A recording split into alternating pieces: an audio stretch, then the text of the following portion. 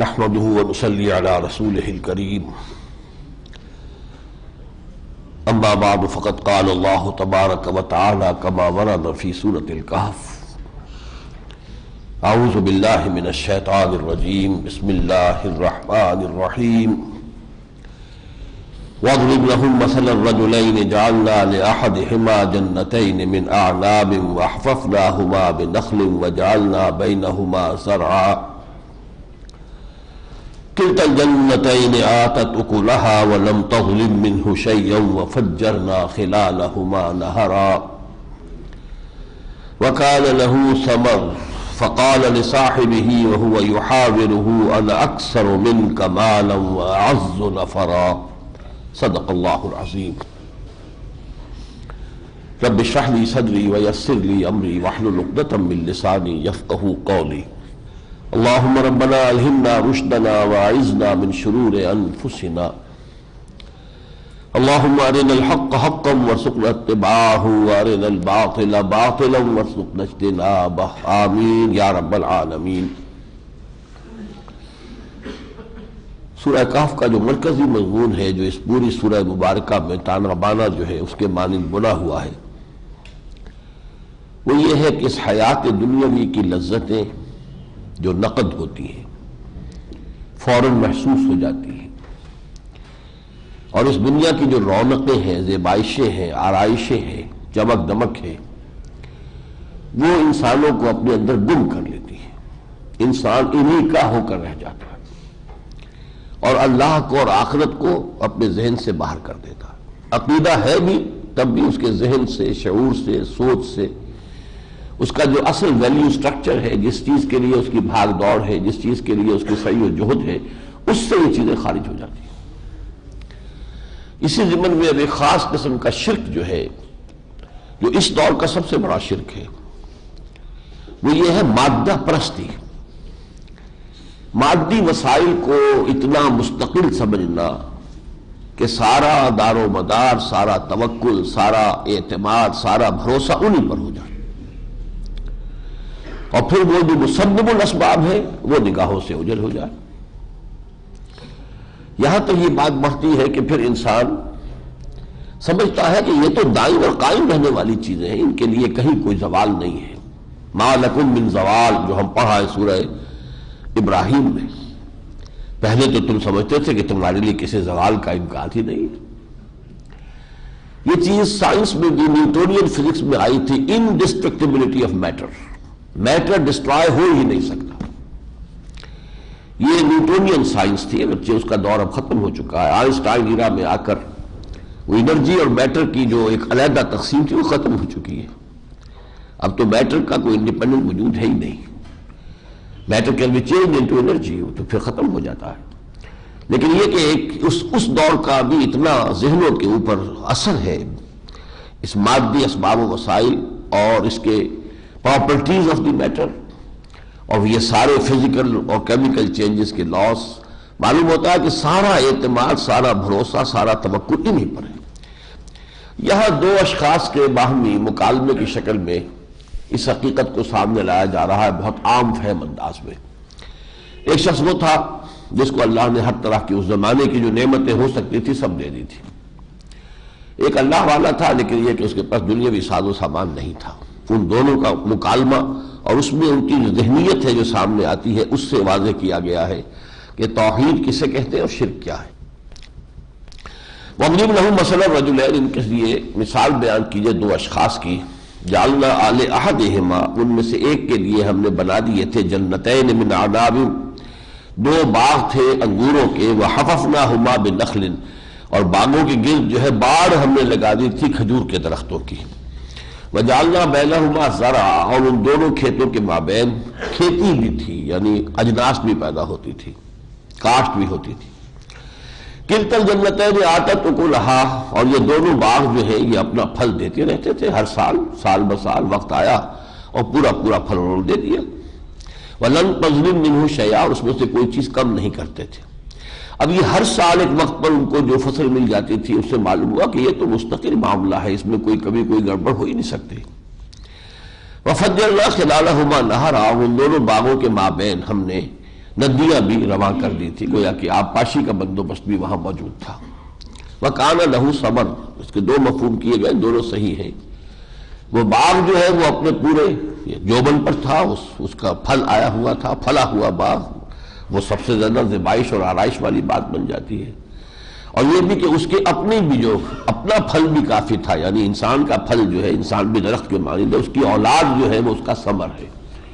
تو اللہ تعالیٰ نے نہ صرف یہ کہ یہ دنیاوی ساز و سامان دیا تھا، اولاد بھی، بیٹے بھی کثرت سے دیے تھے۔ فقال لصاحبہ، اب یہ دو جو ساتھی تھے یہ آپس میں کوئی گفتگو کر رہے تھے، اس نے کہا اپنے ساتھی سے، وہو یحاورہ، وہ ان سے کوئی گفتگو کر رہا تھا، انا اکثر منک مالا واعز نفرا، میں تم سے زیادہ ہوں مال میں بھی اور میری نفری بھی زیادہ بڑی ہے، باعزت ہوں میں۔ اور پچھلے زمانے میں نفری کی بنیاد پر عزت ہوتی تھی، جس کے ساتھ جتنے بازو ہیں اتنی ہی، گاؤں میں اب بھی ہوتا ہے، جس کے ساتھ جتنے بازو ہیں اتنی ہی اس کی عزت ہے۔ تو معلوم ہوتا ہے کہ یہ کوئی جو اللہ والا تھا، انہیں کچھ سمجھا رہا تھا، فرمائش کر رہا تھا، سمجھانا چاہ رہا تھا، تو اس میں جو ہے دلیل یہ تھی، میں زیادہ دولت والا ہوں تو زیادہ سمجھ میرے اندر ہے کہ تمہارے اندر ہے، تم جھوٹیاں پٹخارتے ہو، تمہارے پاس کچھ بھی نہیں ہے، میرے پاس یہ سب کچھ ہے۔ وَدَخَلَ جَنَّتَهُ، اور یہی گفتگو کرتے ہوئے وہ داخل ہوئے اپنے باغ میں، وَهُوَ ظَالِمٌ لِنَفْسِهِ، اس حال میں کہ وہ اپنی جان پر ظلم کر رہا تھا، یعنی یہ سارا فکر اور سوچ جو ہے اس کی وہ اپنی جان کے خلاف تھی۔ انہوں نے کہا مجھے خیال نہیں ہے کہ یہ جو ہے باغ کبھی برباد بھی ہو سکتا ہے، کس چیز سے تم مجھے ڈراتے ہو؟ میں نے سارا بندوبست کر رکھا ہے، دیکھو کھجوروں کے جو باغ ہے ان کے گرد میں نے باڑ لگا رکھی ہے، جو کھجوروں کے درختوں کی باڑ ہے، کتنی مضبوط باڑ ہے، کوئی بھی تیز آندھی اور کوئی جھکڑ جو ہے وہ ادھر آ ہی نہیں سکتا۔ پھر درمیان میں نہریں ہیں، اس میں چشمے چل رہے ہیں، پورا انتظام ہے، سیلف سفیشینٹ ہے ہر اعتبار سے۔ ما اظن ان تبید هذه ابدا، اور دوسرے تم جو مجھے آخرت و آخرت سے ڈراتے ہو، وما اظن الساعۃ قائمۃ، میرا گمان نہیں ہے کوئی قیامت کھڑی ہونے والی ہے، کوئی ہوگا، یہ وقت آئے گا۔ وَلَئِن رُدِدتُّ إِلَىٰ رَبِّي، اور اگر ایسا ہو ہی گیا، اگر میں لوٹا ہی دیا گیا اپنے رب کی طرف، یہاں نوٹ کر لیجیے رب کا انکار نہیں کر رہا ہے، وہ رب کا انکار نہیں کر رہا اور آخرت میں بھی شک کر رہا ہے، اس کی بھی نفی مطلق نہیں کر رہا، کوئی گمان میرا نہیں ہے، تاہم اگر میں لوٹا ہی دیا گیا لَأَجِدَنَّ خَيْرًا مِنْهَا مُنْقَلَبًا، تو میں وہاں جا کر اس سے بھی بہتر پاؤں گا۔ اللہ نے مجھے یہاں سب کچھ دیا ہے تو میری کچھ ادا پسند ہے نا اس کو، میں اس کا محبوب ہوں، پسندیدہ ہوں، چہیتا ہوں، تبھی تو دیا ہے نا اس نے مجھے یہاں، تو جس نے مجھے یہاں دیا وہاں بھی دے گا، اور تم جیسے یہاں جوتیاں پٹخار رہے ایسے وہاں جوتیاں پٹخارو گے۔ قال له صاحبہ، جواب میں اس سے کہا اس کے ساتھی نے، وہو یحاورہ، ان سے گفتگو کرتے ہوئے، اکفرت بالذی خلقک من تراب، دیکھو تم کفر کر رہے ہو اس ہستی کا جس نے تمہیں مٹی سے پیدا کیا، ثم من نطفۃ، پھر نطفے سے بنایا، ثم سواک رجلا، پھر تمہیں ایک پورا انسان مرد بنا کر کھڑا کر دیا، لیکن هو اللہ ربی، لیکن میرا تو وہ رب ہے، میں اسی پر ایمان رکھتا ہوں، ولا اشرک بربی احدا، اور میں اپنے رب کے ساتھ کسی شے کو بھی شریک کرنے کے لیے تیار نہیں ہوں۔ ولولا اذ دخلت جنتک، اور کیوں نہ ایسا ہوا کہ جب تم اپنے باغ میں داخل ہوئے تھے، قلت ما شاء اللہ، تم کہتے ما شاء اللہ، یہ جو چاہا اللہ نے، جو کچھ ہے یہ اللہ کی مشیت سے ہے، یہ اس کا دین ہے، یہ اس کا مجھ پر فضل ہے، یہ اس کا کرم ہے، بجائے اس کے کہ تم مادی اسباب و وسائل کے حوالے سے اور پھر ان کے دوام کے اس فکر کے اندر مغالطے میں مبتلا ہو جاؤ، تمہیں اللہ یاد آنا چاہیے۔ اب یہ جو کلمات ہیں یہ اس مسلمان تہذیب کے یہ اجزاء ہیں اور یہ علامات ہیں، لیکن ان میں ہر ایک کے اندر ایمان اور توحید جو ہے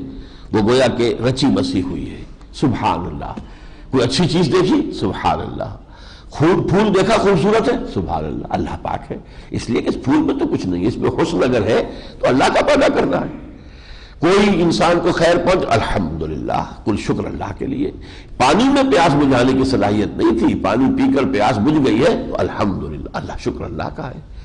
اسی طرح ہم پڑھ چکے ہیں انشاءاللہ کے بغیر کچھ نہیں کہنا، آئندہ کی بات اگر کوئی بھی ہو ہر وقت سامنے رہے کہ یہ خیال تو ہے، یہ میرا کرنے کا ارادہ ہے، لیکن ہوگا انشاءاللہ اگر اللہ نے چاہا، اس کے ساتھ مشروط رہے، ورنہ یہ کہ ذرا یہ ذہن سے نکل گیا، معلوم ہوا کہ میرے پاس وسائل ہیں، ذرائع ہے، کر گزروں گا، تو پھر معلوم ہوا کہ اب اللہ سے تم محجوب ہو گئے، اللہ سے اوٹ میں آ گئے ہو۔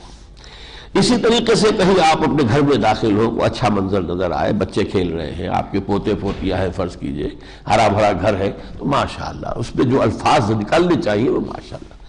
لولا اذ دخلت جنتک قلت ماشاءاللہ لا قوت الا باللہ، اللہ کے سوا کسی شے میں کوئی قوت اور تاثیر نہیں ہے ان ترنے انا اقل منک مالا و ولدا، اگر تم مجھے دیکھ رہے ہو کہ میں تم سے کم تر ہوں مال میں اور اولاد میں، فعسى ربی ان یؤتینی خیرا من جنتک، ہو سکتا ہے کہ میرا رب مجھے تم سے بہتر جنت اور باغ عطا کر دے، وَيُرْسِلَ عَلَيْهَا حُسْبَانًا، اور تمہارے اس باغ کے اوپر کوئی ایسا لو کا ایک جھونکا بھیج دے، من السماء، آسمان سے، فَتُصْبِحَ صَعِيدًا زَلَقًا، یہ سب جل کر خاکستر ہو جائے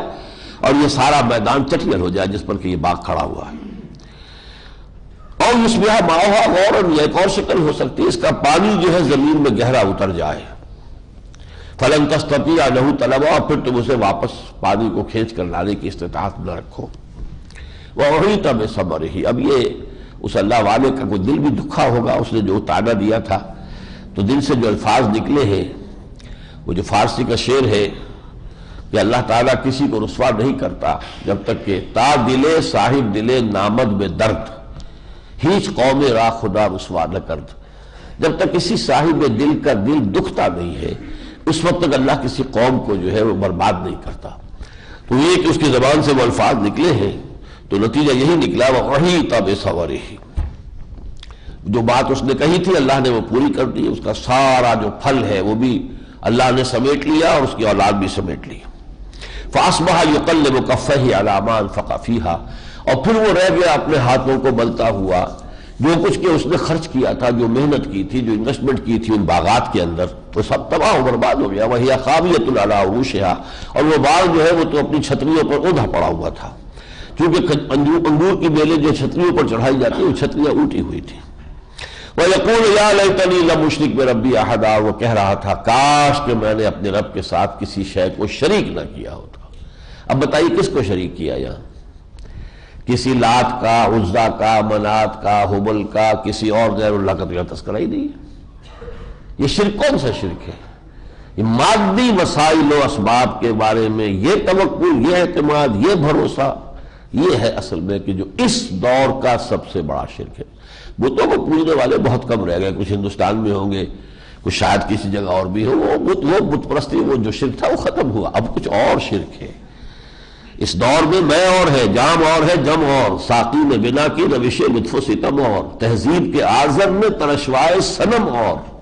مسلم نے بھی تعمیر کیا اپنا حرم اور، ان تازہ خداؤں میں بڑا سب سے وطن ہے، جو پیرہن اس کا ہے وہ مذہب کا کفن ہے، وطن پرستی۔ وَلَمْ تَكُنْ لَهُ فِئَةٌ يَنْصُرُونَهُ، نہ ہوئی اس کی کوئی جماعت، کوئی گروہ، کوئی نفری کہ جو اس کی مدد کر سکتی اللہ کے مقابلے میں، وَمَا كَانَ مُنتَصِرًا، نہ وہ کسی سے انتقام لینے کی پوزیشن میں تھا۔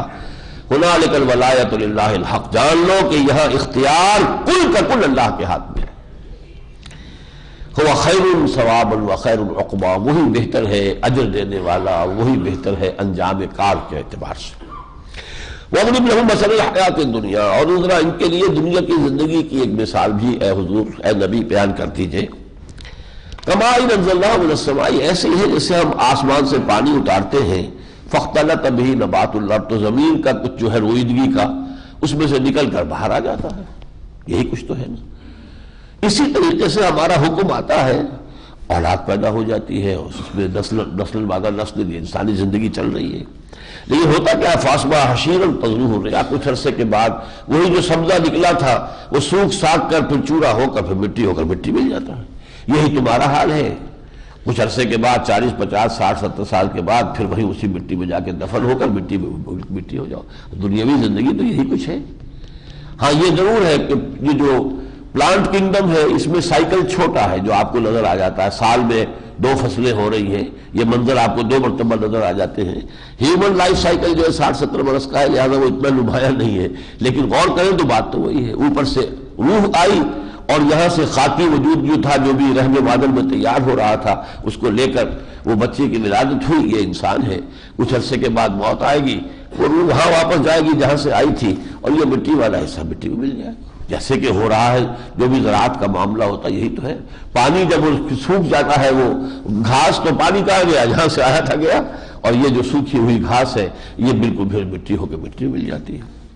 وَكَانَ اللَّهُ عَلَىٰ كُلِّ شَيْءٍ مُقْتَدِرًا، اور اللہ تعالیٰ ہر چیز پر قادر ہے۔ الْمَالُ وَالْبَنُونَ زِینَةُ الْحَیَاةِ الدُّنْیَا، یہ اس صورت کا مرکزی جو آئیڈیا تیسری مرتبہ آیا، زینت الحیات الدنیا، یہ اولاد اور مال و اسباب، یہ جائیدادیں، یہ کاروبار، یہ فیکٹریاں، یہ سب کچھ، یہ فرنیچر، یہ جو ڈیکوریشن پیسز وغیرہ وغیرہ، یہ کیا ہے؟ یہ مال اور اسباب اور مال اور اولاد دنیا کی اس حیات دنیاوی کی ایک زینت ہے، زیبائش ہے، آرائش ہے۔ یہ زندگی بھی عارضی، یہ زیبائش اور آرائش بھی عارضی۔ والباقیات الصالحات، باقی رہنے والی ہے وہ نیکیاں اگر کچھ کمائی ہے۔ یہ تو جو بھی ہے ایک عارضی سا ساز و سامان اللہ نے دے رکھا ہے زندگی کا، لیکن اگر کسی کو بقا ہے تو وہ عمل صالح ہے۔ والباقیات الصالحات خیر عند ربک ثوابا وخیر عملا، تیرے رب کے پاس ہے نبی وہ ہوگی کہ جو موجب ثواب ہوگی نیکیاں، اور انہی کے بارے میں امید رکھو۔ اولاد سے امیدیں نہ باندھو زیادہ، کیا پتہ تمہارے بڑھاپے میں اولاد تمہیں اور الٹا ذلیل کرے۔ ٹھیک ہے، اپنا فرض ادا کرو، وہ اللہ کی امانت ہے، اس کو پالنا پرورش کرنا یہ تمہارا فرض ہے، وہ ادا کرو۔ امیدیں، کسی چیز سے امید نہ لگاؤ، اس کی امیدیں قلیل، اس کے مقاصد جلیل۔ علامہ اقبال نے جو کہا ہے، یہ طول عمل جو ہے اس امیدیں دنیا کے بارے میں انسان کو چکر میں ڈالی رکھتی ہیں۔ ہاں نیکیاں ہیں تو ان کے بارے میں انسان امید رکھے کہ اللہ تعالیٰ شرف قبول عطا فرما لے تو وہ میری ابدی زندگی کے لیے بہتری کا ذریعہ بن جائیں گی۔ وَيَوْمَ نُسَيِّرُ الْجِبَالَ وَتَرَى الْأَرْضَ بَارِزَةً، اور جس دن کے ہم ان پہاڑوں کو چلائیں گے اور زمین کو تم دیکھو گے کہ بالکل کھلی ہوئی چٹیل ہے۔ وَحَشَرْنَاهُمْ، پھر یہاں ہم جمع کریں گے ان سب کو، فَلَمْ نُغَادِرْ مِنْهُمْ أَحَدًا، کسی ایک کو بھی نہیں چھوڑیں گے، سب ہوں گے موجود آدم سے لے کر آخری انسان تک۔ وَعُرِضُوا عَلَىٰ رَبِّكَ صَفًّا، اور اپنے رب کے حضور میں پیش کیے جائیں گے صفے باندھے ہوئے۔ لَقَدْ جِئْتُمُونَا كَمَا خَلَقْنَاكُمْ أَوَّلَ مَرَّةٍ، آ گئے ہونا ہمارے پاس جیسے کہ ہم نے تمہیں پیدا کیا تھا پہلی مرتبہ۔ وہ پہلی مرتبہ عالم ارواح کی پیدائش، اس وقت بھی جنود مجندہ سب کے سب ایک وقت میں تھے، آدم بھی موجود تھے، آدم کے 10,000 سال بعد پیدا ہونے والا نسل آدم کا فرد جو ہے اس کی روح بھی موجود تھی، آخری انسان جو پیدا ہونا ہے دنیا میں قیامت سے قبل اس کی روح بھی موجود تھی، سب بیک وقت موجود تھے۔ جیسے آج تم سب بیک وقت ہمارے سامنے آ گئے ہو، ایسے ہی پہلی تخلیق میں تم سب کے سب بیک وقت موجود تھے۔ وَوُضِعَ الْكِتَابُ، اور اعمال نامہ رکھ دیا جائے گا۔ اب ایک کتاب تو ہے جو ہر شخص کو ملنی ہے، نخرج لہ یوم القیامت کتابا یلقاہ منشورا، وہ تو اس بڑے کمپیوٹر میں سے بٹن دبے گا کہ ان کا اعمال نامہ نکل آئے اور نکل آئے گا پرنٹ ہو کر۔ لیکن یہ جو کوئی بہت ہی بڑا سپر کمپیوٹر ہوگا وہ لا کے میدان میں رکھ دیا جائے گا، جس میں کہ تمام انسانوں کے وہ اعمال نامے محفوظ ہوں گے، ان کی زندگی کی فلموں کے ساتھ محفوظ ہوں گے۔ وہ آوازیں بھی آج تو ہمارے لیے بہت آسان ہے ان چیزوں کا سمجھنا، اب یہ کوئی بعید بات تو نہیں ہے۔ وَوُضِعَ الْكِتَابُ فَتَرَى الْمُجْرِمِينَ مُشْفِقِينَ مِمَّا فِيهِ، تو دیکھو گے تم کہ وہ مجرم جو ہے کانپ رہے ہوں گے، ڈر رہے ہوں گے کہ اس میں کیا کچھ ہے۔ وَيَقُولُونَ، اور وہ کہیں گے یا ویلتنا، ہائے ہماری شامت، مَا لِهَٰذَا الْكِتَابِ، یہ کیسا اعمال نامہ ہے، لَا يُغَادِرُ صَغِيرَةً وَلَا كَبِيرَةً إِلَّا أَحْصَاهَا، اس نے تو کوئی چھوٹی سی چھوٹی بات بھی نہیں چھوڑی، نہ کوئی بڑی بات چھوڑی، مگر یہ کہ ہر شے کا احاطہ کیا ہوا ہے۔ وَوَجَدُوا مَا عَمِلُوا حَاضِرًا، وہ پائیں گے جو کچھ بھی کہ انہوں نے عمل کیا ہوگا اسے موجود پائیں گے۔ وَلَا يَظْلِمُ رَبُّكَ أَحَدًا، اور آپ کا رب کسی پر ظلم نہیں کرے گا، یہ ان کے اپنے اعمال ہوں گے ان کے سامنے آ جائیں گے۔ اب یہ 7واں رکوع ہے، جیسے سورہ بنی اسرائیل میں 7ویں رکوع میں وہی قصہ آدم و ابلیس تھا، یہاں پھر آ گیا ہے۔ اور یہ عجیب ہے اصل میں کہ مکی قرآن میں 6 دفعہ ہے یہ، بنی اسرائیل اور کہف جڑے ہوئے ہیں، دونوں میں 7واں رکوع یہی ہے۔ ادھر ایک سورت چھوڑ دیجئے سورہ نحل، تو اس سے پہلے ہے سورہ ہجر، اس میں ہے۔ ادھر ایک سورت چھوڑ دیں سورہ مریم، تو اس سے آگے سورہ طہ اس میں ہے۔ پھر کچھ 6-7 پارے آگے جا کر سورہ صاد میں، ادھر 6-7 پارے پہلے جو ہے وہ سورہ اعراف میں، 6 مرتبہ۔ لیکن قرآن مجید میں مصحف میں یہ بڑے سیمیٹریکلی جو ہے اس کی جو ہے ڈسٹریبیوشن ہے۔ اب یہاں صرف جو میں پورا نہیں دہراؤں گا اس کو، یہاں پہ صرف ایک بات جو یہاں نئی آئی ہے وہ پڑھ لیں۔ وَإِذْ قُلْنَا لِلْمَلَائِكَةِ اسْجُدُوا لِآدَمَ فَسَجَدُوا إِلَّا إِبْلِيسَ كَانَ مِنَ الْجِنِّ فَفَسَقَ عَنْ أَمْرِ رَبِّهِ، یاد کرو جب کہ ہم نے کہا فرشتوں سے کہ سجدہ کرو آدم کو تو انہوں نے سجدہ کیا، ابلیس نے نہیں کیا، وہ جنات میں سے تھا، بس اس نے سرکشی کی اپنے رب کے حکم سے۔ یعنی ملائکہ کی یہ شان نہیں ہے، یہ تو اپنے علم اور زہد کی وجہ سے اور عبادت گزاری کی وجہ سے ملائکہ میں شامل تھا، اس نے انکار کیا۔ أَفَتَتَّخِذُونَهُ وَذُرِّيَّتَهُ أَوْلِيَاءَ مِن دُونِي، تو اے انسانوں سوچو کیا تم اس ابلیس کو جو تمہارا ازلی دشمن ہے اور اس کی اولاد، اس کی نسل کو، اس کے ایجنڈوں کو مجھے چھوڑ کر انہیں اپنا دوست بنا رہے ہو؟ وَهُمْ لَكُمْ عَدُوٌّ، جبکہ وہ تمہارے دشمن ہیں۔ بِئْسَ لِلظَّالِمِينَ بَدَلًا، بہت برا بدلہ ہے، بدل ملا ہوا ہے ان ظالموں کو کہ انہوں نے ہمیں چھوڑ کر انہیں دوست بنایا ہے۔ وہ آیت جو سورہ بنی اسرائیل میں تھی یہاں بھی پھر آئی ہے، وَلَقَدْ صَرَّفْنَا فِي هَذَا الْقُرْآنِ لِلنَّاسِ مِنْ كُلِّ مَثَلٍ، ہم نے تو اس قرآن میں لوگوں کے لیے ہر طرح کی مثالیں بیان کر دی، طرح طرح سے گردش دی ہے۔ ایک پھول کا مضمون ہو تو 100 رنگ سے بادو،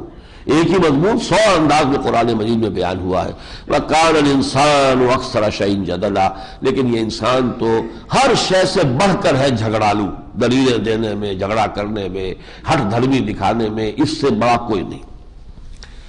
اور اسی میں پھر وہ بات بھی آئی ہے وَمَا نُرْسِلُ الْمُرْسَلِينَ إِلَّا مُبَشِّرِينَ وَمُنذِرِينَ، وہاں جو آیا تھا سورہ بنی اسرائیل میں وہ واحد کے صیغے میں، وَمَا أَرْسَلْنَاكَ إِلَّا مُبَشِّرًا وَنَذِيرًا، اے نبی ہم نے نہیں بھیجا ہے آپ کو مگر بشیر اور نذیر بنا کر۔ یہاں یہ کلیہ کے طور پر ہے، ہم نہیں بھیجتے رہے اپنے رسولوں کو مگر مبشر اور نذیر بنا کر۔ اس کے بعد کچھ رد و قضا وہی ہے جو سورہ بنی اسرائیل میں بھی ہے، تھوڑے سے فرق کے ساتھ، لیکن اب آتا ہے ایک اہم قصہ حضرت موسیٰ علیہ السلام کی زندگی کا۔ اب اس کا پس منظر کیا ہے؟ روایات میں بیان ہوتا ہے کہ کہیں حضرت موسیٰ علیہ السلام کسی مسئلے میں کچھ اپنے علم کے بارے میں کوئی ایسا کلمہ کہہ بیٹھے جو ذرا عجب پر یا کچھ اپنی جو ہے اہمیت پر مبنی تھا، تو جس پر اللہ تعالیٰ نے پھر ان کو مشاہدہ کرایا کہ ابھی تمہارا علم جو ہے بڑا محدود ہے، اور کہا کہ ہمارا فلاں بندہ ہے جسے ہم خضر کہتے ہیں، عام طور پر قرآن میں ان کا نام نہیں ہے، فلاں جگہ جاؤ جہاں 2 دریا ملتے ہیں یا 2 سمندر ملتے ہیں، ان کے سنگم پر تمہیں ہمارا ایک خاص بندہ ملے گا، اس کے ساتھ کچھ عرصے رہو اور پھر سمجھو کہ ابھی کچھ حقائق جو ہے اس کائنات کے ابھی وہ تم پر پوری طریقے سے واضح نہیں ہے۔ اب وہ اس سفر پر چلے ہیں اپنے ایک نوجوان خادم کو لے کر۔ وَإِذْ قَالَ مُوسَىٰ لِفَتَاهُ لَا أَبْرَحُ حَتَّىٰ أَبْلُغَ مَجْمَعَ الْبَحْرَيْنِ، یاد کرو جبکہ موسیٰ نے کہا تھا اپنے اس نوجوان ساتھی سے میں ہرگز رکنے والا نہیں ہوں چاہے کتنی تکان ہو جائے، جب تک کہ پہنچ نہ جاؤں مجمع البحرین، اس مقام پر جہاں 2 دریا ملتے ہیں۔ اب اسے کہا گیا یا تو یہ سوڈان میں تو جو 2 دریا آ کر ملتے ہیں، نیل الارزق اور نیل الابیض، 2 دریا نیل کی 2 آتی ہیں اور پھر مل کر ایک دریا بندی، شاید وہ مقام ہے۔ ایک یہ بھی خیال ہے کہ خلیج عقبہ اور خلیج سویس جہاں پر آ کے ملتی ہے بحر قلزم میں، وہ مقام ہے، واللہ اعلم۔ یہ ایک رائے یہ بھی ہے کہ دریائے فرات اور دجلہ جہاں ملتے ہیں شط العرب، وہاں کا واقعہ ہے، واللہ اعلم۔ فلما بلغ مجمع بینہما نسیا حوتہما، جب وہ دونوں پہنچ گئے اس سمندر کے ان دونوں دریاؤں یا سمندروں کے سنگم پر، تو وہاں وہ بھول گئے اپنی مچھلی، ناشتے کے لیے ایک مچھلی ساتھ لے لی تھی۔ فاتخذ سبیلہ فی البحر سربا، بھری ہوئی مچھلی تھی لیکن وہ زندہ ہوئی اور اس نے راستہ بنایا اور سمندر میں چلی گئی۔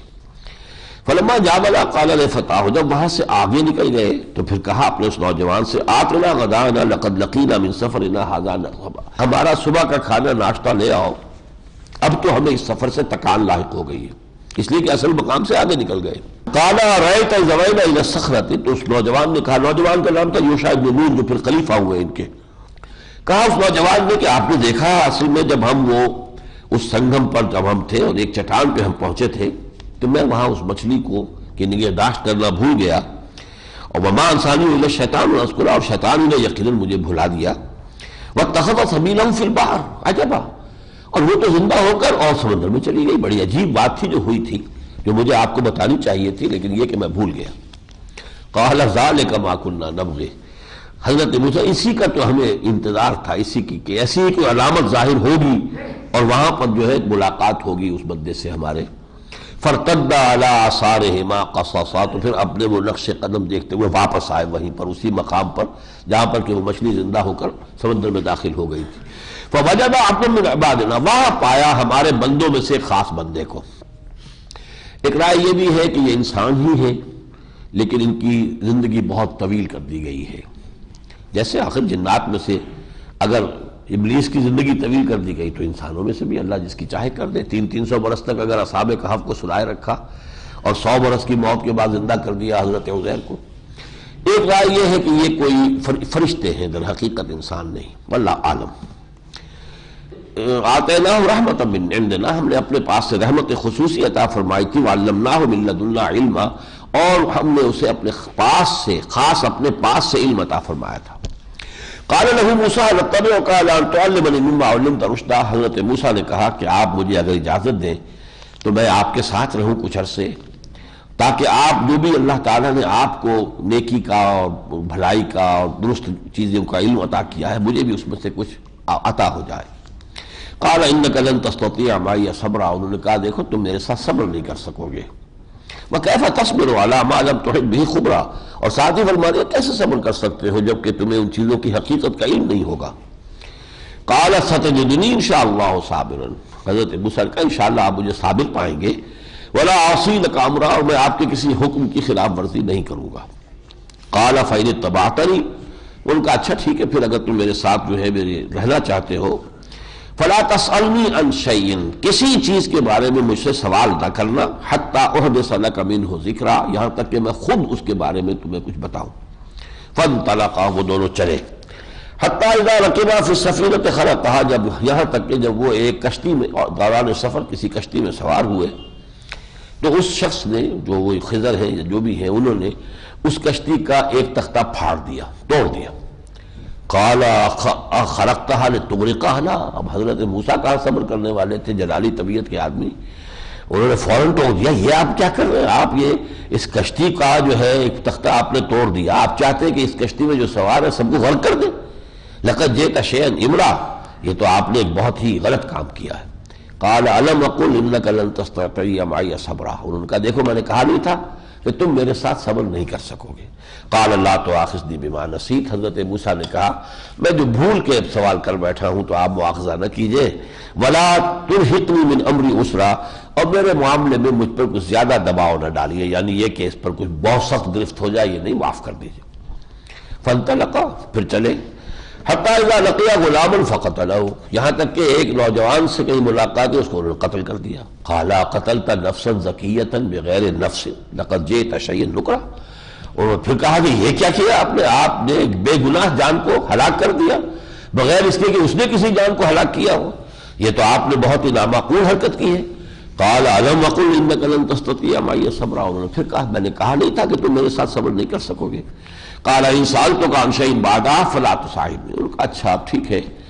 اب اگر آپ اب کی مرتبہ اور معاف کر دیجیے، اب اگر میں اس کے بعد پھر آپ سے سوال کروں تو پھر فلا تصاحبنی، پھر مجھے اپنے پاس نہ رکھیے گا، پھر ٹھیک ہے، پھر کہہ دیجیے گا کہ تم دفع ہو جاؤ، چلے جاؤ، اور تم میرے ساتھ نہیں رہ سکتے۔ قد بلغت من لدنی عذرا، اور میرے معاملے میں آپ عذر کی حد تک پہنچ گئے ہیں، یعنی یہ کہ 2 مرتبہ میں خلاف ورزی کر چکا ہوں، اگر تیسری مرتبہ میں کروں تو آپ پر کوئی الزام نہیں ہوگا اگر آپ مجھے اپنے پاس سے دور کر دیں۔ فانطلقا، پھر چلے، حتیٰ اذا اتیا اہل قریۃ استطعما اہلہا، یہاں تک کہ ایک بستی والوں کے ہاں پہنچے تو ان سے کچھ کھانے کو طلب کیا کہ ہم مسافر لوگ ہیں، ہمارے پاس کچھ نہیں ہے۔ فابوا ان یضیفوہما، بستی والوں نے انکار کیا ان کی ضیافت سے، یعنی انہیں کچھ کھانا کھلانے سے، انہیں مہمان بنانے سے انکار کیا۔ فوجدا فیہا جدارا، تو انہوں نے پایا اس بستی میں ایک دیوار کو، یرید ان ینقضہ، وہ ایک ایسی حالت میں تھی کہ جیسے ابھی گر پڑے گی، ٹوٹ جائے گی۔ فاقامہا، تو ان صاحب نے پھر اس کو سیدھا کیا۔ قال لو شئت لاتخذت علیہ اجرا، حضرت موسیٰ نے کہا یہ آپ نے، یہ اس قدر ناہنجار لوگ، انہوں نے ہم مسافروں کی جو ہے مہمان نوازی بھی نہیں کی اور آپ نے بغیر اجرت لیے ان کی ایک دیوار سی نہیں کر دی، آپ چاہتے تو ان سے اجرت طلب کرتے کہ ہم یہ کام کر رہے ہیں تو اجرت دو۔ قال ھذا فراق بینی و بینک، حضرت وہ جو بھی خضر تھے انہوں نے کہا بس اب یہ میرے اور تمہارے درمیان جدائی کا وقت آ گیا ہے۔ سأنبئک بتأویل ما لم تستطع علیہ صبرا، اب میں تمہیں بتا دیتا ہوں کہ اصل حقیقت کیا تھی ان چیزوں کی جن پر تم صبر نہیں کر سکے۔ اما السفینۃ فکانت لمساکین یعملون فی البحر، جہاں تک وہ کشتی والوں کا معاملہ ہے تو وہ کچھ مزدوروں کی کشتی تھی کہ جو سمندر میں مزدوری کرتے تھے، مسافروں کو ادھر سے ادھر لے آئے، تکا پیسہ کوئی کرایہ ہوتا ہوگا اس کے اندر اپنی روزی چلا رہے تھے۔ یعملون فی البحر فاردت ان اعیبھا، میں نے یہ چاہا، ارادہ کیا کہ اس کو عیب دار کر دوں، اس میں عیب لگا دوں۔ وَكَانَ وَرَاهُمْ مَلِكٌ، اور ایک آگے جو ہے ایک بادشاہ تھا، يَأْخُذُ كُلَّ سَفِينَةٍ غَصْبًا، جو ہر کشتی کو غصب کر رہا تھا، جیسے ہمارے الیکشن میں پکڑی جاتی ہے ویگنیں، اور اسی طریقے سے وہ کوئی کشتی جو ہے وہ اس کو اوپر قبضہ ہو جانے والا تھا۔ تو یہ میں نے اصل میں ان کو پوری کشتی بچا دی ہے، اس میں جو عیب ہو گیا ہے وہ اسے لیں گے نہیں، لہذا پوری کشتی بچ گئی ان کے لیے، ورنہ یہ کشتی گئی تھی۔ اب تھوڑے سے عیب سے یہ ہے کہ در حقیقت جس کو تم شر سمجھ رہے تھے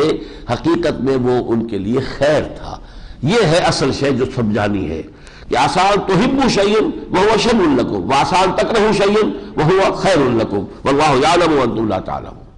دیکھو یہ دنیا کا ظاہر اور باطن مختلف ہو سکتا ہے. ظاہر میں ایک شے نظر آ رہی ہے بڑی خوشگوار، بڑی اچھی، بہت عمدہ، حقیقت میں اس میں شر ہے. اور ظاہر میں ایک شے بڑی ناگوار ہے، بڑی تکلیف دہ ہے، لیکن حقیقت میں اسی میں خیر ہے. تم نہیں جانتے، اللہ جانتا ہے. یہی ہے در حقیقت کہ حقیقت کے اوپر ایک پردہ پڑا ہوا ہے. اسی طریقے سے فرمایا وَأَمَّا الْغُلَامُ فَكَانَ أَبَوَاهُ مُؤْمِنَيْنِ، وہ جو نوجوان جسے میں نے قتل کیا تھا اس کے والدین بڑے نیک مومن ہیں. فَخَشِينَا يُرْهِقَهُمَا طُغْيَانًا وَكُفْرًا، ہمیں اندیشہ ہوا کہ یہ نوجوان بڑا ہو کر ان کو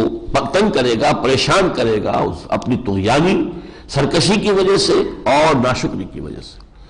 فَأَرَدْنَا أَن يُبْدِلَهُمَا رَبُّهُمَا خَيْرًا مِّنْهُ زَكَاةً وَأَقْرَبَ رُحْمًا، تو ہم نے فیصلہ کیا، ارادہ کیا کہ پروردگار ان کو اس کی جگہ پر ایسی اولاد عطا فرمائے جو ان کے لیے پاکیزگی میں اور ان کے اوپر ان خدمت کرنے میں اور رحم کرنے میں بہت بڑھ کر ہو. یعنی یہ اولاد، اب والدین بھی رو رہے ہوں گے کہ ہماری فرض کیجیے کوئی ایک ہی ان کا بیٹا تھا اور وہ بیٹا قتل ہو گیا، لیکن انہیں پتہ نہیں تھا کہ اس بیٹے کے جینز کیسے ہیں اور یہ کیا بنے گا، کیا سرکش بن کر اٹھے گا اور کیا جو ہے چھاتی پر مونگ ڈلے گا، یہ تو پتہ نہیں ہوتا ہے دنیا کے اندر. بعض اوقات یہ اولاد جو ہے سہان روح بن جاتی ہے بڑھاپے کے اندر والدین کے لیے، بجائے کہ ان کے لیے اطمینان اور خوشی اور راحت کا سبب ہو. تو چونکہ یہ اس طرح کا نوجوان تھا بننے والا، لہذا ہم نے اس کو یہاں سے ختم کیا اور اللہ ان کو بہتر اولاد دے گا. وَأَمَّا الْجِدَارُ فَكَانَ لِغُلَامَيْنِ يَتِيمَيْنِ فِي الْمَدِينَةِ، اور وہ جو دیوار والا معاملہ تھا وہ یہ تھا کہ وہ دو یتیموں کی ملکیت تھی جو اس بستی میں رہتے ہیں. وَكَانَ تَحْتَهُ كَنْزٌ لَهُمَا، اور اس کے نیچے ایک کنز ہے ان کے لیے، خزانہ ہے. وَكَانَ أَبُوهُمَا صَالِحًا، ان کا باپ بہت نیک تھا. اب وہ نیک باپ کی ایک دو بیٹے ہیں، یتیم رہ گئے، اس نے کچھ ان کے لیے پونجی جو ہے وہ دبا دی ہے تاکہ ان کے کام آئے. اب اگر یہ دیوار ابھی گر جاتی، وہ خزانہ ظاہر ہو جاتا، تو ابھی یہ چھوٹے تھے، یہ اپنے اس خزانے کے اوپر قبضہ نہیں کر سکتے تھے. جو بھی اس بستی کے جو بڑے لوگ ہیں وہ اس کے قبضہ کر لیتے. تو فَأَرَادَ رَبُّكَ، تو تیرے رب کا یہ فیصلہ ہوا أَن يَبْلُغَ أَشُدَّهُمَا، کہ وہ اپنی پوری جوانی کو پہنچ جائے. وَيَسْتَخْرِجَا كَنزَهُمَا، پھر وہ اپنا وہ جو خزانہ ہے وہ نکال لے. رحمتم من ربک، یہ سب کچھ جو میں نے کیا ہے یہ آپ کے پروردگار کی طرف سے رحمت کا منظر ہے، جس کو آپ نے سمجھا کہ یہ تو بہت بڑا ظلم ہے اور بہت بڑا غلط حرکت میں کر رہا ہوں. وما فعلتہ عن امری، اور یہ میں نے اپنی طرف سے نہیں کیا ہے، اپنی رائے سے نہیں کیا ہے. ذالک تعویل ما لم تستطع علیہ صبرا، یہ ہے اصل حقیقت اس چیز کی جس پر کہ تم صبر نہیں کر پائے. اب دیکھیے اس میں بھی کچھ تھوڑی سی وہ ہو جاتی ہے ایک تائید امام الہند شاہ ولی اللہ دہلوی کے اس قول کی کہ کچھ جو نیک لوگ ہوتے ہیں ان کے انتقال کے بعد ان کی ارواح کو بھی ملائکہ اسفل کے طبقے میں شامل کر دیا جاتا ہے جو اللہ کے احکام کی تنفیذ کرتے ہیں. یہ سارے احکام اللہ کے تھے جو جس کو یہ تکوینی ایک عمل ہے جو چل رہا ہے، اور ایک ہے تشریعی عمل. حضرت موسیٰ کے پاس تشریعی علم تھا کہ قتل کرنا غلط ہے، ناحق قتل کر دینا غلط ہے، لیکن یہ تکوین ہے، یہ اللہ تعالیٰ کی طرف سے غیب کے پردے کے پیچھے سے جو کام ہو رہا ہے، اس کی جو حکمتیں ہیں، اس کے جو مقاصد ہیں، اس کی مشیت کے اندر جو بھی خیر مضمر ہے، اس کو عام انسان نہیں جانتے سوائے اس کے وہی جو کارکنان قضاء و قدر ہے ان کے علم میں ہے. وَيَسْأَلُونَكَ عَنْ ذِي الْقَرْنَيْنِ، اور یہ آپ سے پوچھ رہے ہیں، یہ بھی سوال کیا تھا یہود کے سمجھانے سے، سکھانے سے، حضور سے کہ یہ ذو القرنین کون تھے. یہ نوٹ کر لیجئے، میں بتا دوں آپ کو کہ ایک زمانے تک بلکہ موسٹ ریسنٹلی اس صدی سے پہلے تک ہمیں کچھ پتہ نہیں تھا ذو القرنین کون ہیں. ان کی جو ہے فتوحات کا بڑا دائرہ یہاں بتایا گیا ہے، مشرق مغرب جو ہے اور ایک اور طرف. تو لوگوں نے سمجھا سکندر اعظم، سکندر مقدونی جو ہے، جتنی ہسٹری ہمیں معلوم ہے اس میں یقیناً وہ ایک بہت بڑا فاتح تھا، اس اعتبار سے اس کو سمجھا، حالانکہ اس کا کردار بالکل یعنی گھٹیا کردار کا انسان تھا. جبکہ یہاں جو کردار آ رہا ہے وہ بندہ مومن کا کردار ہے، بلکہ بندہ مومن کیا اس سے بھی بڑھ کر معلوم ہوتا ہے کہ یا کوئی نبی یا نبیوں کے تربیت یافتہ براہ راست فیض یافتہ کوئی ہے، لہذا اس میں کوئی جو ہے وہ مناسبت نہیں تھی. اب معلوم ہوا ہے یہ استخر ایک جگہ ہے ایران میں جس کی کھدائی ہوئی ہے، اور جس مقام پر کہ پھر جو شہنشاہ ایران اب فوت ہو چکا ہے اس نے جو 2500 سالہ جشن منایا تھا، یہ کیخورس یا سائرس ایک شخص تھا کہ جس سے ایران کا جو عظمت کا دور ہے وہ شروع ہوا ہے. یہ شخص جو ہے اس سے پہلے ایران کا ملک جو دو حصوں میں تھا، مادہ اور میڈیا اور پارس، لیکن اس نے عروج کو اللہ نے جب دیا تو اس نے دونوں کو جوڑ کر ایک مملکت بنا دیا، ایک عظیم امپائر قائم ہو گئی دو ملکوں کے جمع ہونے سے۔ اس کی نشانی کے طور پر اس نے اپنے جو تاج تھا اس میں دو سینگ لگا لیے، یہ دو سینگ علامت تھے کہ یہ دو مملکتیں جو تھی مادہ اور پارس کی، اس کو میں نے جمع کر دیا ہے۔ تو یہ شخص جو ہے نیک بھی بہت تھا، اس کی فتوحات مشرق مغرب اور شمال کی طرف ہوئی، اور پھر یہی وہ شخص ہے کہ جس نے وہ جو نیبوکڈنیزر کے جو جانشین تھے ان کو شکست دی ہے، اور 587 قبل مسیح میں جو ہلاک کیا تھا نیبوکڈنیزر نے اور برباد کیا تھا یروشلم کو، تو 530 میں اس حکومت پر پھر سائرس نے حملہ کیا ہے، 530 قبل مسیح میں، اور بیبیلونیا کی عظمت ختم ہو گئی۔ پھر سائرس کے جو جانشین تھے انہوں نے پھر اجازت دی ہے کہ جاؤ یہودیوں تم واپس جاؤ، تم اپنا ہیکل بھی تعمیر کر سکتے ہو، اپنا شہر یروشلم بھی دوبارہ تعمیر کر سکتے ہو۔ اس اعتبار سے یہ جو ذوالقرنین ہے یہ یہود کے گویا کہ محسنوں میں سے ہے کہ ان کے ذریعے سے بیبیلونیا کی کنگڈم جو ہے وہ برباد ہوئی، نیبوکڈنیزر کی سلطنت ختم ہوئی، تو انہیں اس بات کا موقع ہوا کہ وہ پیریڈ آف کیپٹیوٹی کہلاتا ہے ان کا، وہ پیریڈ آف کیپٹیوٹی، زمانہ اسارت، وہ اسیر تھے وہاں پر، کہ وہ period of captivity came to an end, اور پھر یہ واپس آ کر تو پھر ان کا دوسرا دور جو ہے وہ شروع ہوا ہے۔ اس لیے یہ ان کو اپنا چونکہ سمجھتے ہیں محسن، اس حوالے سے انہوں نے سوال کیا کون تھے یہ۔ وَيَسْأَلُونَكَ عَنِ ذِي الْقَرْنَيْنِ، مجھے پوچھتے ہیں آپ سے ذوالقرنین کے بارے میں، قُلْ سَأَتْلُو عَلَيْكُم مِّنْهُ ذِكْرًا، کہہ دیجئے کہ ٹھیک ہے میں اس کے بارے میں کچھ حالات تمہیں سنائے دیتا ہوں۔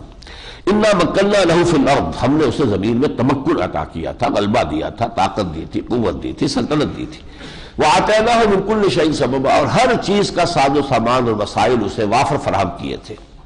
فَأَتْبَعَ سَبَبًا، تو انہوں نے ایک مہم جو ہے تیار کی، حتیٰ اذا بلغ مغرب الشمس، یہاں تک کہ جب وہ سورج کے غروب ہونے کے پاس مغرب الشمس وہاں پہنچ گئے۔ یہ میڈیٹرینین سی جو آتا ہے، گویا کہ یہ تمام ایران کو اور پھر شام کو فلسطین کو فتح کرتے ہوئے اور یہ عین میڈیٹرینین پر پہنچ گئے۔ سمندر کے کنارے کھڑا ہوا آدمی جو دیکھتا ہے سمجھتا سمندر میں سورج غروب ہو رہا ہے، تو یہ گویا کہ اس کا جو منظر سامنے تھا اسی سے تعبیر کیا۔ مغرب الشمس وجدها تغرب في عين حمية ووجد عندها قوما، دیکھا کہ وہ ایک گدنے سے چشمے میں سورج غروب ہو رہا ہے، وہاں انہوں نے ایک قوم پائی، اس قوم پر اللہ نے انہیں فتح دی۔ قلنا یا ذا القرنین اما ان تعذب واما ان تتخذ فیہم حسنا، ہم نے کہا، گویا کہ یہ ایک اللہ تعالیٰ کی طرف سے جب اسے اختیار حاصل ہو گیا تھا اس کی تعبیر ہے،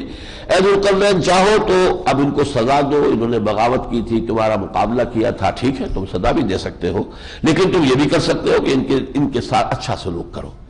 قال اما من ظلم، انہوں نے فرمایا کہ جو شخص تو ظلم کرے گا، فسوف نعذبہ، اسے ہم بھی عذاب دیں گے، سزا دیں گے، ثم يرد الى ربہ، پھر وہ اپنے رب کی طرف بھی لوٹایا جائے گا، فيعذبہ عذابا نکرا، تو وہ پھر عذاب دے گا اسے جو اصل عذاب ہے۔ دیکھیے یہی اسلام ہے، یہی بنیادی تعلیم ہے قرآن کی۔ واما من آمن وعمل صالحا، اور جو ایمان لائے گا اور نیک عمل کرے گا، اسی لیے میں کہہ رہا ہوں کہ یہ تو ایسی بات معلوم ہوتی ہے یا تو نبی اور یا کسی نبی کے تربیت یافتہ۔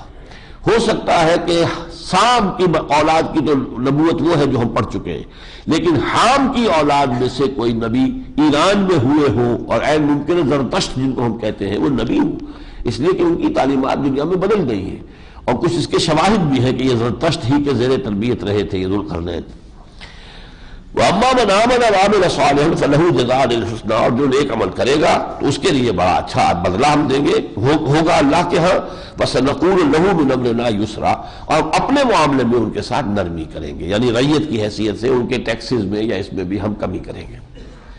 ثم أتبع سببا، پھر اس نے ایک اور مہم شروع کی، وہ مشرق کی طرف چلا، حتیٰ اذا بلغ مطلع الشمس، جو سمجھے کہ انتہائی پہنچ گیا جہاں سورج طلوع ہوتا ہے، وجدها تطلع على قوم لم نجد لهم من دونها سترا، تو وہاں اس نے ایک ایسی قوم پائی کہ جس کے اور سورج کے درمیان ہم نے کوئی آڑ نہیں رکھی تھی۔ اور یہ تاریخی طور پر جو بھی لوگوں نے تحقیق کی ہے تو معلوم ہوتا ہمارا جو مکران وغیرہ کا علاقہ ہے مشرق کی طرف فتح کرتے ہوئے یہاں تک آئے تھے، اور ہو سکتا ہے کہ یہ بحیرہ سندھ جو ہے یہ بحیرہ عرب کے اس کنارے تک پہنچے ہو، جس کو کہ پھر یہ مطلع الشمس کہہ رہے ہیں۔ اور ابھی یہاں کے لوگ جو ہے وہ اتنے غیر مہذب تھے کہ انہیں مکان بنانے نہیں آتے، چھت ڈالنی نہیں آتی تھی، وہ مکان ہوتے تو دیواریں کھڑی ہیں، یہ گویا کہ ایک ڈویژن تو ہو گئی کہ یہ میری جگہ وہ تمہاری جگہ، لیکن چھت ڈالنے کا فن انہیں ابھی نہیں آتا تھا، تو وہاں دھوپ سے بچنے کے لیے ان کے پاس کوئی ذریعہ نہیں تھا۔ کذالک، ایسا ہی تھا، اور پھر وہی رویہ وہاں بھی ہوا، انہوں نے وہی اعلان وہاں بھی کیا، وَقَدْ أَحَطْنَا بِمَا لَدَيْهِ خُبْرًا، اور ہمیں خوب معلوم ہے، احاطہ کیا ہوا ہے ہم نے جو بھی ہمارے پاس خبر ہے اس سب کا۔ ثُمَّ أَتْبَعَ سَبَبًا، پھر اس نے ایک اور مہم شروع کی، حَتَّىٰ إِذَا بَلَغَ بَيْنَ السَّدَّيْنِ، یہاں تک کہ جب وہ دو دیواروں کے درمیان پہنچا۔ اب اس کی تحقیق یہ ہے کہ یہ شمال کی مہم چلی ہے ایران سے، تو یہ جو کیسپین سی ہے اور دوسری طرف بلیک سی ہے، اس کے درمیان پہاڑی سلسلے چلتے ہیں، دو پہاڑی سلسلے جا رہے ہیں سائیڈ بائی سائیڈ پیرلل، تو یہ بین السدین پہنچ گئے، یعنی یہ علاقہ سمجھیے کہ آذربائیجان وغیرہ کا علاقہ جو ہے آج کل کا، اور جہاں سے کہ پھر یہ کہ ایران روس کے ساتھ مل جاتا ہے۔ وَوَجَدَ مِن دُونِهِمَا قَوْمًا، پایا وہاں ان دونوں کے درمیان ایک قوم کو، قومًا لا يَكَادُونَ يَفْقَهُونَ قَوْلًا، وہ کوئی بات سمجھ نہیں پاتے تھے۔ اب کس طریقے سے انہوں نے پھر مکالمہ کیا ہوگا یہ اللہ ہی جانے، کوئی ان کو ملا، کوئی اشاروں سے سمجھایا۔ قالوا یا ذا القرنین ان یاجوج و ماجوج مفسدون فی الارض، انہوں نے کہا کہ اے ذو القرنین، یہ یاجوج اور ماجوج جو قوم ہے یہ زمین میں بہت فساد مچاتے ہیں۔ یہ میں آپ کو بتا چکا ہوں کہ حضرت یافس کی اولاد اس پہاڑی سلسلے کو کراس کر کے اور پھر یہ روس کے جو میدان ہے اور پھر ادھر سے منگولیا کی طرف، چائنا کی طرف، اور ادھر پھر یہ جو یورپ کا مشرقی یورپ کے میدان ہے اس کے اندر منتشر ہوئے، اور یافس کے بیٹوں ہی میں نام تورات میں یاجوج اور ماجوج، گوگ اور میگوگ، یہ دونوں نام آتے ہیں۔ تو وہ جو قبائل تھے یہ لوٹ مار کرتے تھے، اس درے کے اندر سے یہ دونوں پہاڑوں کے سلسلے جا رہے ہیں، درمیان میں درا ہے، اس میں سے آتے تھے، یہاں آ کے جو ہے شمخون مارا، خون لوٹ مار کیا، بھاگ جاتے تھے۔ ان یاجوج و ماجوج مفسدون فی الارض فہل نجعل لک خرجا علی ان تجعل بیننا وبینہم سدا، تو کیا ہم آپ کے لیے کوئی خراج مقرر کر دیں، سالانہ خراج دیا کریں گے اس پر کہ آپ ہمارے اور ان کے درمیان کوئی سد تعبیر کر دیں، کوئی ایسی رکاوٹ کھڑی کر دیں کہ وہ ہم پر حملہ آور نہ ہو سکے۔ قال ما مکنی فیہ ربی خیر، انہوں نے کہا مجھے جو کچھ میرے رب نے دے رکھا ہے وہ بہت بہتر ہے، مجھے تم سے خراج نہیں چاہیے، کوئی دولت نہیں چاہیے۔ فاعینونی بقوت، تو اب میری مدد کرو قوت کے ساتھ، مین پاور کی ضرورت ہے، میں اب ایک بہت بڑا ڈیم بنا لوں گا تمہارے لیے، ایک سد العالی، جسے مصر میں اب جب یہ اسوان ڈیم بنا تھا تو سد العالی اس کا نام تھا، بہت بلند دیوار۔ تو وہ پہاڑی سلسلے جو آ رہے تھے ان کے درمیان اس نے ایک آرٹیفیشل دیوار بنا دی، اور یہی آرٹیفیشل دیوار ہوتی ہے جو ڈیم بن جاتا ہے، دو پہاڑی سلسلے آ رہے ہیں، آگے آپ نے دیوار کھڑی کر دی تو وہ ایک جو ہے لیک بن گئی، تربیلا لیک ہو یا جو منگلا لیک ہے وہ اس طرح بنی ہے۔ فاعینونی بقوت، مجھے چاہیے لیبر تم فراہم کرو، باقی یہ کہ مجھے کوئی تم سے پیسہ نہیں لینا۔ آئینونی بقوت اجعل بینکم و بینہم ردما، میں تمہارے اور ان کے درمیان ایک دیوار کھڑی کر دوں گا۔ آتونی زبر الحدید، لاؤ میرے پاس لوہے کے تختے، حتیٰ اذا ساوا، وہ تختے جماتے چلے گئے پہاڑوں کے درمیان، یہاں تک کہ جب کہ دونوں ساوا بین الصدفین، وہ جو دونوں دیواریں تھیں اس کے درمیان اتنی ہی اونچی دیوار اور کھڑی ہو گئی۔ قال انفخوا، پھر انہوں نے کہا کہ اب اس کے نیچے آگ جلاؤ، نیچے سے آگ کی جو ہے وہ تپش، حتیٰ اذا جعلہ نارا، یہاں تک کہ وہ آگ ایسی ہوئی کہ وہ سارے لوہے کے تختے بھی گویا کہ آگ بن گئے، سرخ ہو گئے۔ قال آتونی افرغ علیہ قطرا، انہوں نے کہا کہ اچھا اب لاؤ کہ میں پگھلا ہوا تانبا ان پر ڈال دوں، تو گویا کہ جو بھی اس کے اندر جو اب رخلے ہیں تختوں کے درمیان ان کو جوڑنے کے لیے ری انفورسمنٹ جو ہے، یہ جیسے ری انفورس کنکریٹ آج کل ہوتی ہے تو یہ ری انفورس ہو جائے گا اسٹرکچر کہ اس میں جو ہے تانبا پگھلا دیا جائے۔ فَمَسْتَطَاعُوا أَن يَظْهَرُوهُ وَمَا اسْتَطَاعُوا لَهُ رَقْبًا، اب ان کے لیے ممکن نہیں ہوگا کہ وہ اس کے اوپر چڑھ سکے اور نہ اس میں سوراخ لگا سکیں گے، نقب لگا سکیں گے، لوہے کا ہے، تانبا پلا ہوا ہے، سیسا پلائی ہوئی دیوار جیسے کہتے ہیں، تو یہ تانبا پلائی ہوئی دیوار ہے، لوہے سے بنی ہوئی ہے، اور اس دیوار کی پھر یہ تاریخی اعتبار سے بتائی گئی ہے کہ یہ دیوار 50 میل لمبی تھی اور 29 فٹ سے لے کر اور 10 فٹ تک چوڑی تھی، اوپر جا کر نیچے 29 فٹ 30 فٹ کے قریب اور اوپر جا کر 10 فٹ اور 50 میل لمبی تھی۔ قال ھذا رحمت من ربی، انہوں نے کہا کہ یہ سب میری رحمت، میرے رب کی رحمت کا معاملہ ہے، یعنی اس کے اندر عاجزی ہے، یہ نہیں میں نے اتنا بڑا کارنامہ کر کے دکھا دیا، دیکھا تم نے میری طاقت نہیں۔ ھذا رحمت من ربی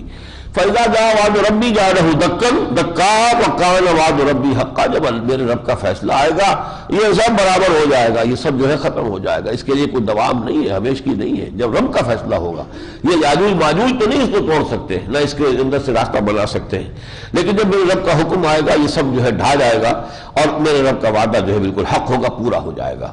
وَتَرَكْنَا بَعْضَهُمْ يَوْمَئِذٍ يَمُوجُ فِي بَعْضٍ، اور اس دن ہم چھوڑ دیں گے ان کو ایک دوسرے میں گھستے ہوئے۔ یہ بہت عجیب الفاظ ہیں اصل میں۔ اس صدی میں جو دو عظیم جنگیں لڑی گئی ہیں یہ سب انہی قوموں کی آپس میں تھی۔ سیمیٹک ریسز ان میں سے شامل نہیں تھی۔ یہ سارے کے سارے ناردرنرس، نیدرلینڈرز، یہ جو سویڈن اور وغیرہ سے ناروے سے نیچے اترے ہیں، اور اس میں یہ جو برٹن وغیرہ میں بھی یہی آباد ہوئے، فرانس میں بھی یہی ہے، ان کے درمیان جو جنگیں ہوئی ہیں تو یہ نقشہ ہے اس کا، ترکنا بعضهم یومئذ یموج فی بعض، یہ پھر ایک دوسرے میں گتھم گتھا ہو جائیں گے، یہ لڑیں گے اور اس طرح لڑیں گے کہ ایک دوسرے کے اندر گتھم گتھا ہو جائیں گے۔ ونفخ فی الصور، اور پھر وہ وقت آ جائے گا کہ سور میں پھونک ماری جائے گی، فجمعناہم جمعا، پھر تو ہم سب کو لے ہی آئیں گے۔ اور گویا کہ اسی وقت کا جو ذکر ہے وہ سورہ بنی اسرائیل کے آخری حصے میں ہے، فَإِذَا جَاءَ وَعْدُ الْآخِرَةِ جِئْنَا بِكُمْ لَفِيفًا، جب وہ وقت آئے گا، پچھلا وقت، پچھلے وعدے کا وقت، تو تم سب کو بھی ہم سمیٹ کر، گھیر کر، جھاڑو پھیر کر پوری دنیا کے کونے کونے سے لے آئیں گے۔ وَعَرَضْنَا جَهَنَّمَ يَوْمَئِذٍ لِلْكَافِرِينَ عَرْضًا، اور اس دن ہم جہنم کو بنا دیں گے ان کافروں کے لیے سامنے کی شے کہ موجود ہوگی ان کے سامنے۔ الَّذِي كَانَتْ أَعْيُنُهُمْ فِي غِطَاءٍ عَنْ ذِكْرِي، وہ لوگ کہ جن کی نگاہیں میرے ذکر، میری یاد سے ان کے پردے میں تھیں، ان کے اندر پردہ پڑا ہوا تھا، مجھے سب کچھ دیکھتے تھے، مجھے نہیں دیکھتے تھے۔ گیلیکسیز دیکھ رہے ہیں، اللہ نظر نہیں آ رہا۔ ایسے ایسے اللہ کی جو صنائی دیکھ رہا ہے، ایک شخص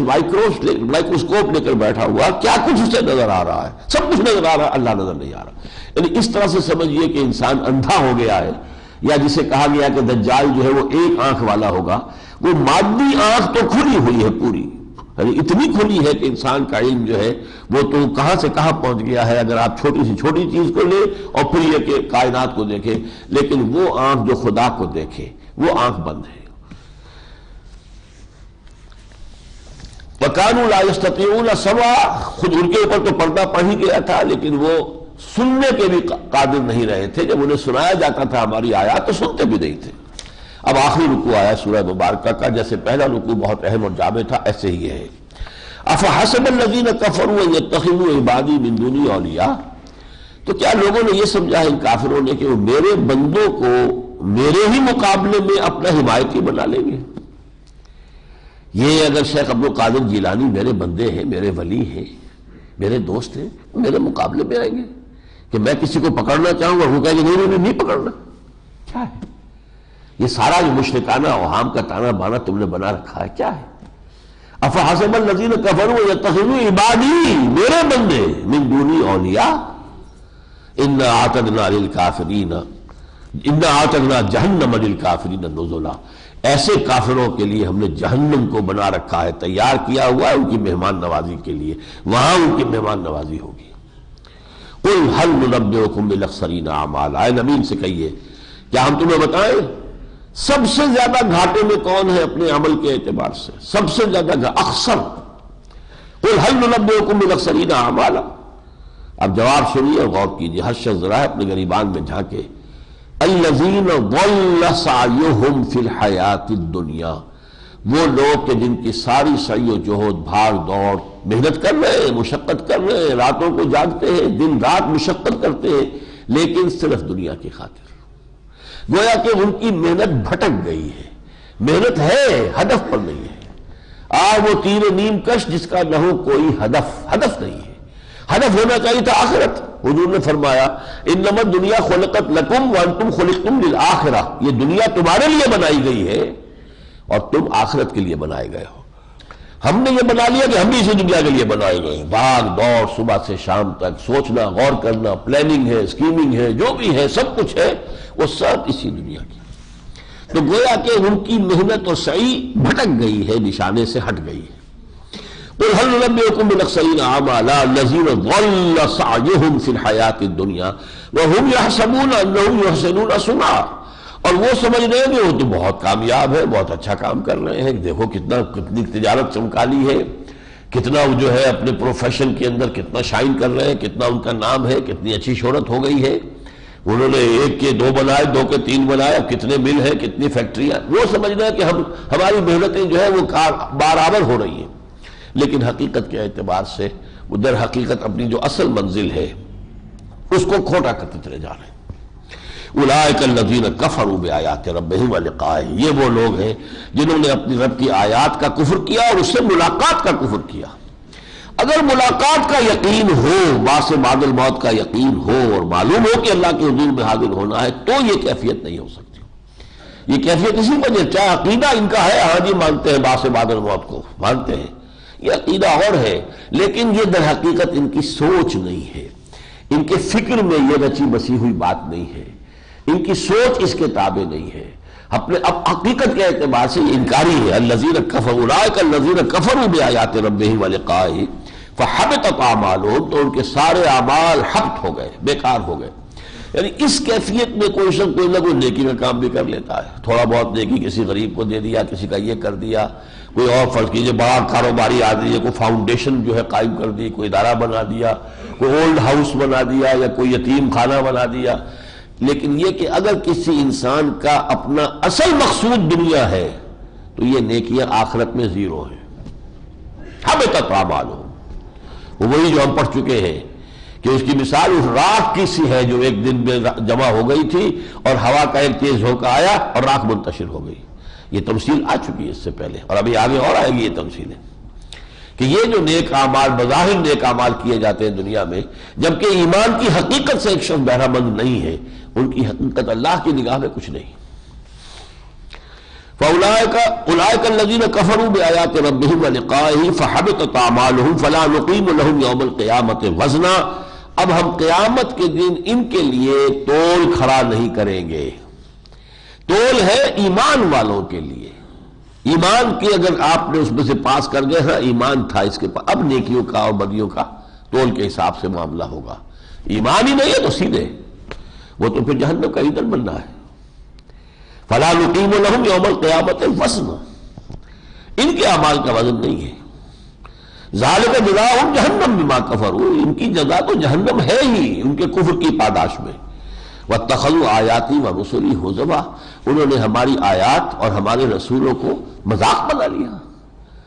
رسول تو کہہ رہے ہیں، ہر روز کہہ رہے ہیں، ہر لمحہ کہہ رہے ہیں اصل زندگی آخرت کی زندگی، اصل زندگی آخرت کی زندگی ہے۔ ہم نے گویا کہ ان کے اس قول کو یا ان کی اس تعلیم کو کیا قرار دیا ہے؟ یہ کیا کہہ رہے ہیں؟ ایسے کوئی بات کرتے ہیں، کوئی حقیقت تو نہیں، ہمارے نزدیک تو نہیں، ہمارے نزدیک تو اصل زندگی یہ زندگی ہے۔ بابر میں عیش کوش کہ عالم دوبارہ نہیں، جو عیش کرنا کر لو، جو بھی اس سے تمتع کرنا ہے لذات کا وہ سب حاصل کر لو۔ ان الذین آمنوا وعملوا الصالحات کانت لہم جنات الفردوس نزلا، اب اس کے برعکس وہ لوگ جو ایمان لائے، ایمان شرط لازم ہے، اور پھر نیک عمل انہوں نے کیے،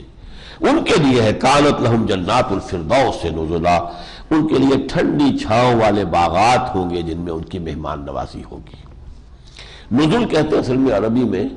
کسی مہمان کی آمد پر فوراً جو چیز پیش کی جائے، ابتدائی میزبانی۔ نزیل کہلاتا ہے جو ابھی اترا ہے، پہلے اترتے تھے وہ گھوڑے سے یا اونٹ سے، اتر کر آپ کے گھر میں آپ کے خیمے میں داخل ہو گئے، نزیل ہے یہ۔ پھر جب وہ آپ کے مقیم ہو گیا تو پھر ضیف کہلاتا ہے، اب وہ ضیف، اب نزیل نہیں، نزیل وہ ہے جیسے ہی وہ اترا وہ نزیل ہے، اترا ہے ابھی اتر کر اپنے آپ کے ہاں کار سے اتر کے آ جائے گا، بس فرق یہی ہے، لیکن وہ اس کا بھی نزول ہے۔ تو فوراً جو دیا جائے گا، کوئی ٹھنڈا کوئی گرم پیش کیا جائے گا، وہ نزول ہے۔ پھر جب وہ اب آپ کے پاس مقیم ہو گیا، اہتمام کے ساتھ اس کے لیے کھانا تیار کر رہے ہیں، اس کے لیے ضیافت، وہ ضیافت کہلاتی ہے، تو یہ نزل ہے۔